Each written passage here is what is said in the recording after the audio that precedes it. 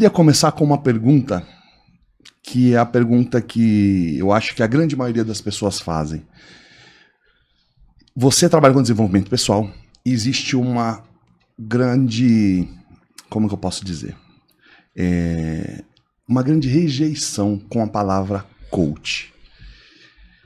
A gente sabe que diversas pessoas fizeram isso com a profissão, né? Algo que deveria ser levado muito a sério e não foi. Ao que mais você atribui essa rejeição por grande parte da população quando se ouve a palavra coach? Muito obrigada pela pergunta. Eu amo ter a oportunidade de falar sobre isso, porque de fato é algo que eu amo, que é a minha base no desenvolvimento pessoal, foi onde eu transformei minha vida, para ser bem honesta. Já fazia terapia desde os meus 18 para 19 anos, ia em diversas psicólogas e terapeutas e me ajudaram sim muito. Só que quando eu conheci o coaching com o Tony Robbins lá nos Estados Unidos, que morei dos 20 aos 25, aquilo explodiu a minha cabeça. As ferramentas eram muito potentes. E na minha cabeça, não tinha por que ter preconceito com coaching. Eu nem imaginaria que no Brasil tinha esse tal preconceito com coaching. E eu voltei para o Brasil em 2011. Logo em 2012 eu já estudava fora, já tinha feito minhas formações fora, mas queria ter uma formação no Brasil, certificado no Brasil. Fui fazer minhas certificações, imaginando assim que as pessoas viam a profissão como eu via. E aí foi um choque para mim descobrir. Comecei em 2012 aqui oficialmente no Brasil a estudar e a trabalhar com isso.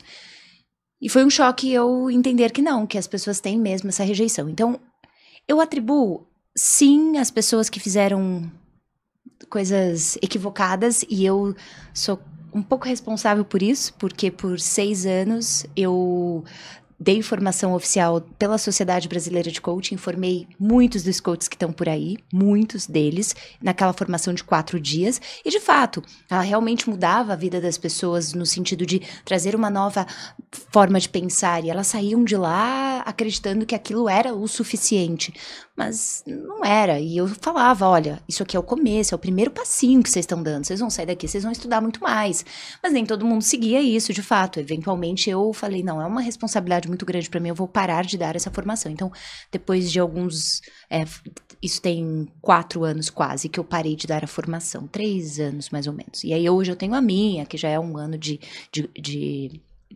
tempo ali, né, para que você se desenvolva. Então, sim, eu atribuo aos coaches que fizeram coisas equivocadas, mas eu também atribuo à população. A população brasileira é muito maravilhosa, só que ao mesmo tempo ela é muito resistente. Ela é resistente ao novo. Uhum. E o coaching é novo no mundo. Coaching entrou em Harvard em 2013. Eu sou membro de Harvard Medical School Institute of Coaching, estive lá, inclusive. Entrou em Harvard em 2013. Então, assim, é novo. Vai levar um tempo até que tenha uma parte da população que tenha passado pelo processo com pessoas de respeito, para que elas falem a favor do coaching. Porque hoje muitos profissionais falam a favor do coaching e algumas pessoas já falam a favor do coaching. Então é natural que numa sociedade algo que chegue possa gerar primeiro uma rejeição, depois uma objeção, e já está migrando de rejeição para objeção, porque já tem um corpo de pessoas que foram formadas e falam bem de coaching, embora tem muitos coaches que têm medo de falar que são coaches, por causa do ataque, do julgamento e tudo isso, mas eventualmente a população, e aí vai levar tempo, claro, mas vai ver o quanto isso é bom. E aí se a gente for, eu não quero que fique muito longo a minha resposta, mas se a gente for além, existe também o medo do desenvolvimento pessoal.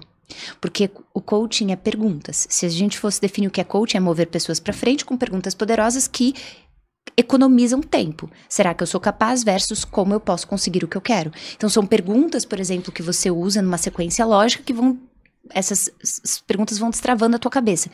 E as pessoas não gostam muito de ser confrontadas. Eu fiz uma pergunta logo que eu cheguei aqui, já foi uma pergunta que gerou, querendo ou não, gera nossa, o que eu vou responder? Porque a gente foi acostumado na escola a ter a resposta perfeita e certa e acertar, para não ser julgado e não falhar na prova. Então, o autoconhecimento é pergunta, e pergunta gera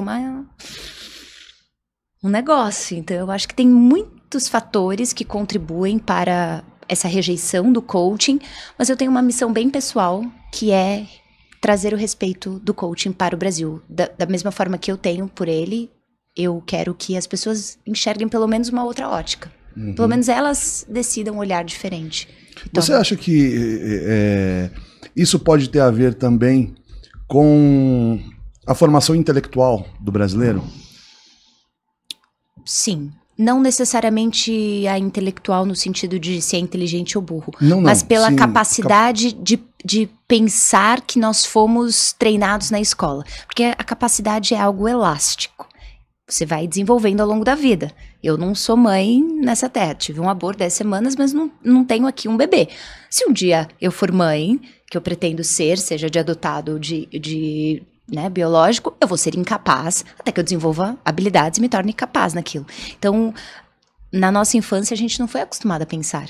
Fomos acostumados a decorar. E obedecer. E responder o que era certo perante o popular.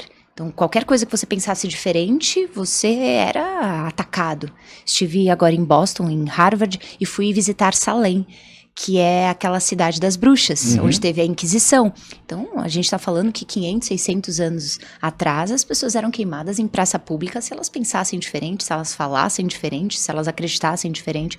Então, ainda tem muitos resquícios disso. Então, tem muitos motivos, sim.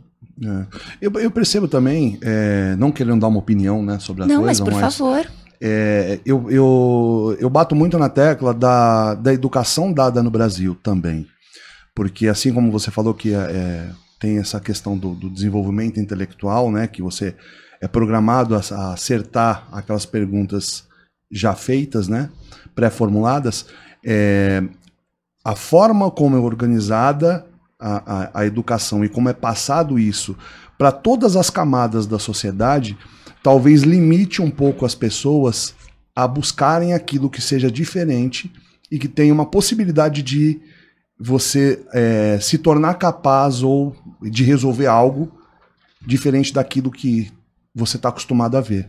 Sim, eu concordo plenamente. Eu vejo um grande esforço dos professores, porque não é fácil mudar uma cultura. Não é imagina. fácil, e principalmente quando você não está no controle dessa cultura, quando você depende de governantes, de outras pessoas que defendam as tuas ideias e os teus interesses, e aí são muitos interesses e tantas coisas acontecendo.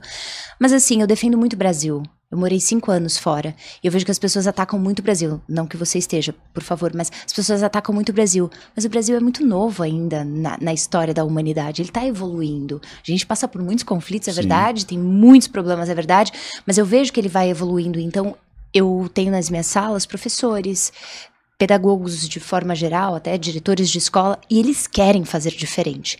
Só que enquanto o sistema não entrar nisso e de fato olhar para isso com mais carinho, vai demorar um pouquinho até a gente desenvolver a capacidade humana, intelectual, de pensar mesmo. E a gente escuta, né, que não é muito do interesse de alguns num poder que a população seja inteligente, claro, pensante, não é interessante. Isso aí está enraizado desde a da época da colonização, né? É então isso, a iniciativa privada ela é muito importante para que a gente entre lá de uma forma talvez um pouco mais pelas beiradas, para eventualmente a gente conseguir mudar esse sistema. E talvez essa primeira pergunta que eu te fiz caia num problema onde apareçam esses profissionais de péssima qualidade, vamos dizer assim, em que vende uma... não vou dizer uma mentoria, mas que vende uma fórmula pronta de um sucesso absoluto, né, em que se você não chega aonde eu disse que é para chegar, que é aqui, milionário, muito bem sucedido, você é medíocre ou você não tem a condição de fazer parte desse grupo. A incapacidade é sua e não minha como profissional de te desenvolver. Não tem muito disso também?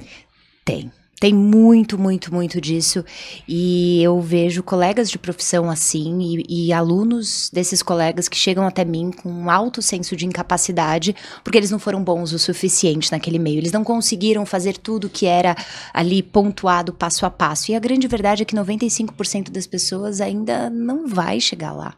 Vai levar tempo. Existe uma famosa regra aí no mundo corporativo dos 95-5. 5% das pessoas vão, 5% não vão.